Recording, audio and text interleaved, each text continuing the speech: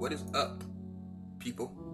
This is your boy D-Hop, and today I'm presenting another video called Absolute Power, or Power Absolute, right? Or Aspirations and Dreams, which was Saitama's actual goal. Now, this video, this is just the title of this first video, but it's going to actually be a series, and I'm going to break it down into different reasons why. So today I'm going to focus on the one term survival. So survival, definition of the term survival will be basically the ability to move on to the next day, surpassing death, right? So we know that there are beginnings and endings to things, but something always comes from somewhere.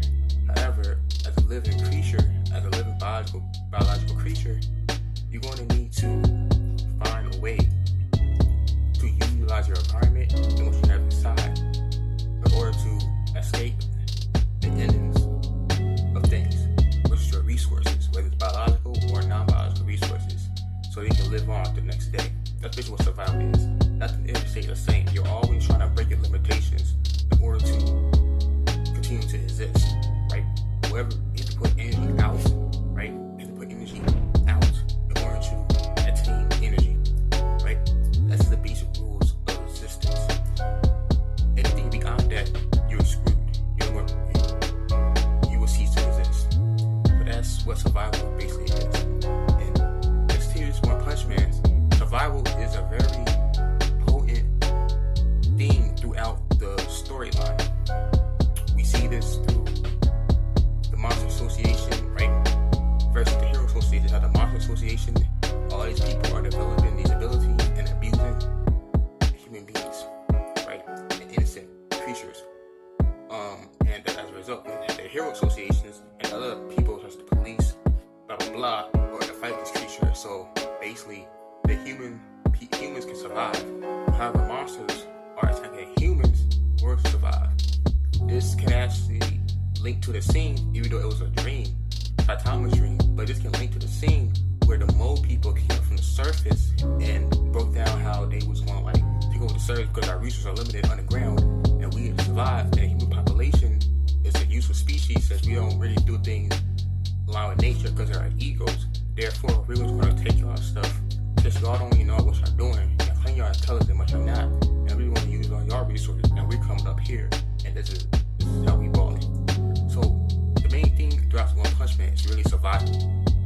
So, however, then that makes the series special is that everybody's mind is on some type of is focused on survival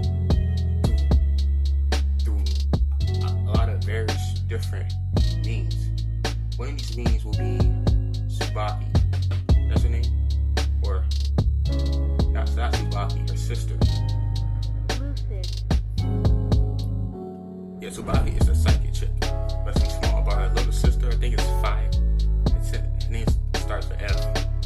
Right? Fubuki, there we go. I remember her name. Her name's Fubuki. The younger sister, Fubuki, right? She always trying to catch up to her older sister. Her means survival, which is to move on to the next level, to continue having her job and to continue holding her image. She her technique, or her drive will be to reach her sister. But that changed when Saitama came in and said, stop worrying about that. Worry about your own expectations, right? Stop creating standards outside yourself. Maybe if you do that, then you'll find then you get more powerful because you actually put all that energy into yourself, which will allow you to find your own inner strength, which will make you, as a result, will make your own. So survival can come through many means, but it's physical, mental, emotional, spiritual, through all aspects. The whole point of the storyline, the main thing is survival. Even though it's a comedy series and it's a gag series, survival is one major aspect of it, right? So survival is a very important thing because you have to put yourself in different situations or to bring something out of you. Otherwise, you might not change. If you do change, it's gonna take a long amount of time, and time doesn't wait on anybody. So let's talk about Saitama in particular. Saitama, right, was when we first met him was in the age of death. He just failed his probably it's 100th interview. He can't find a job. He's very surviving. He doesn't have a drive to live. That's the most important thing. All is mental. 90% of all your emotions is controlled by your nervous system. The electricity comes first before the muscle movement. So all is mental. If your mental is not right, then you're not gonna survive, because the only way to survive society is that you have to live through other people's expectations. And since we're all the same species, right? Human beings operate off of thought and emotions. So if you don't have that straight, then you're probably not gonna survive. So Saitama was surviving, but he was just barely moving. He was walking with no motivation, he had no spark, no fire within him, until he crossed with the crab man. Now, before he crossed with the crab man, he saw a kid. This kid probably, even though it wasn't really told in the story, probably subconsciously reminded Saitama himself. Because we see the kid playing around. When you're a kid, right, you dream of things beyond the current limitations. These things are usually untrue, unrealistic, and not relatable or useful to the current reality. As an adult, you grow up and you give those things up, and you accept responsibilities, and you just live, and you become normal. You become a normal, average, daily human being, which is exactly what Saitama was. Saitama was a kid at one time and dreamed of becoming a hero. Not only a hero, but the strongest hero that could face all these enemies and take them out with one punch. That was the power absolute that he wanted, right? And he wanted to fight the weak. I mean, not fight the weak. He wanted to fight for the weak, but he also wanted to fight his weaknesses in order to gain the strength to never let him lose. So to wipe out all weaknesses, right? That's what Saitama wanted, and to save other people who have weaknesses from other people who use your strengths, right? Or to abuse other people who didn't have any strength. That basically what Saitama wanted to be, aka a superhero, a hero in general, but really a superhero, right? So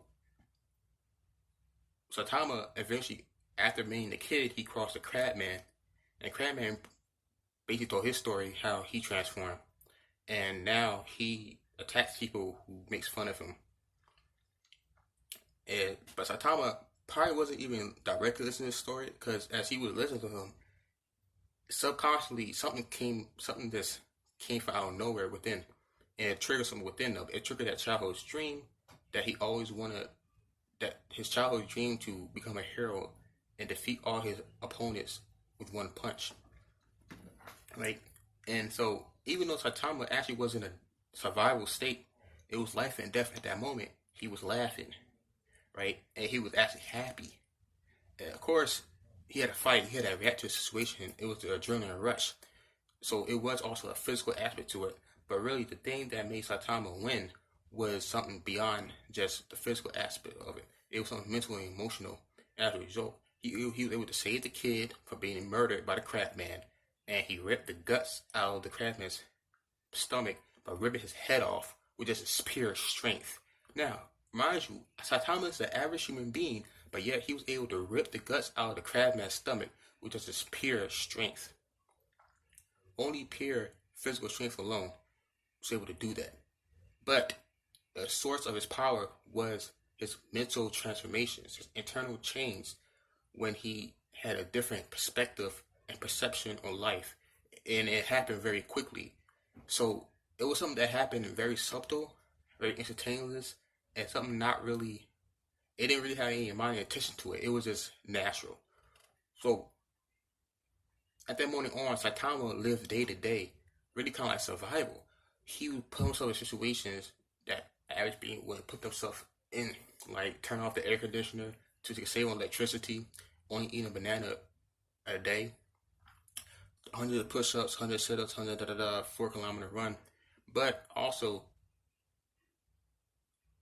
throughout his days while he was doing that training, he also had additional situations where he would fight villains. right? Quasi situations where he would fight villains that was always stronger than him.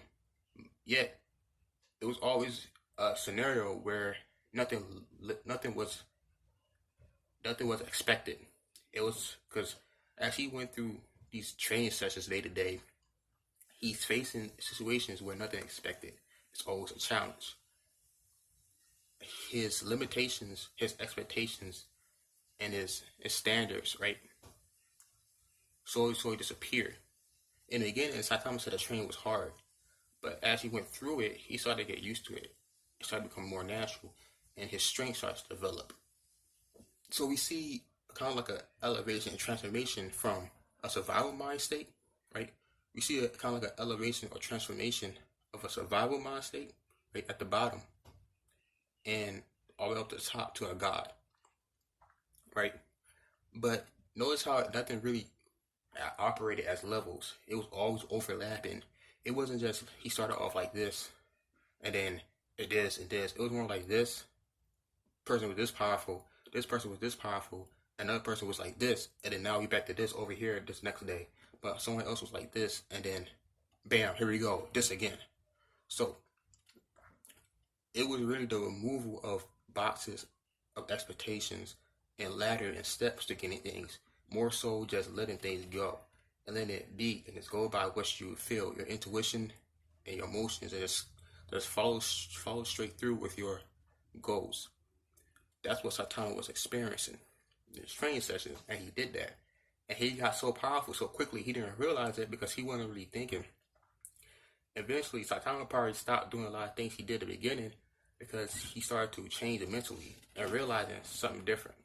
So, with that said, right, Saitama's true goal, right, was really a survival. It was really a state of evolution. Okay? Even though in his mind, Saitama will become a hero, but what exactly is a hero? Is a hero honestly really some mystical being that we all dream of that can come in with this power and always survive through the situations and make everybody happy and inspire other people? Or is a hero really just an average human being who just... Alright, sorry about that. Forgive me. Is a hero really just an average human being who's just trying to survive every single day? Right? And maybe Saitama was just really doing the same thing that everybody else does. But he was not just trying to survive on a physical level, but he took survival to a higher stages. So was Saitama really an evolutionary point in the species or humanity? Or not necessarily evolutionary point? Or was he just kind of like a re-emergence of something? Re-emergence of the true form of himself, which undoubtedly he represented humanity. So we see throughout the series, Saitama, like, now he doesn't have to worry about survival, but now his survival actually is different because he signed up for the Hero Association, and he has to live up to the expectations of the people. Now he has to lower himself in order to actually get the recognition, because it's all based on perception. People have to see him, right? The people have to actually see him physically in order for him to actually see what he wanted. I mean, he got the power, but he doesn't have any recognition. So, and we noticed that when Saitama first found this out, it really, really bothered him. So, retrospect to the other things that did it. So, maybe Saitama's survival is not really physical. Well, of course it's not physical, but it seems like Saitama actually wanted friends, basically. He basically wanted friends. People to recognize him for himself, not people to recognize him for living up to other people's expectations that's created in society. And not only that he wanted friends, but he wanted also people to think this way. So we go back, like this evolution in science, that's the fundamentals. We know that people develop cultures or to survive. We have to work together on to get through things. Because we know that everything's not eternal. Resources are limited. Therefore, we have to share each other's resources in order to get through the next day. So Saitama's dreams and aspirations seem to be able to fight amongst other people that's equal to him, or they also have their own, or they can also keep their own dreams, right? And basically, this sounds like Saitama just wanted everybody to survive, but not have the idea of survival limited to having putting food on the table, like limited to the basic lower. Basically, he doesn't want survival to be always. He doesn't want to have the reality of survival at the lowest point, where you don't have to. All you gotta do is be yourself and grow and evolve to your own personal fullest potential. And everybody else does that. You know what I'm saying? We will all be happy and live in peace. So, without the series, we see Saitama is somebody to see things only from his perspective. But we know that he has a very good perception on things. It could be tactical, because he can see other people's realities, as such as Fubuki, how he actually changed Fubuki's mind and her perspective on things by just talking to her for a brief time, even though she held on to that one mindset through her whole life. So Saitama came in and just did it in like 2 minutes. So this title of the series, Survival or Absolute Power versus Dreams and Expectations. Which one really was it? So today this video was about survival. Saitama wanted to reach a level of power where he didn't have to worry about the lower stages of survival. However, in all, we see that his journey actually isn't complete. He did his own personal mission, but now he has to prove himself to the likes of others, while also helping them reach that point, reach that stage of survival that he did. Because in all, surviving is all that all life has to ever do. Because everything must change. That's really what it is. It's about evolution. Everything must change, evolve. Everything has to keep moving. Or else, when you stop moving, that's when death comes. Thank you for viewing this video. This is your boy D-Hop, right? And I will be making more videos on this specific series alone. I'm going to be trying to make it more and more original and different, since the One Punch Man topic is something that everybody does.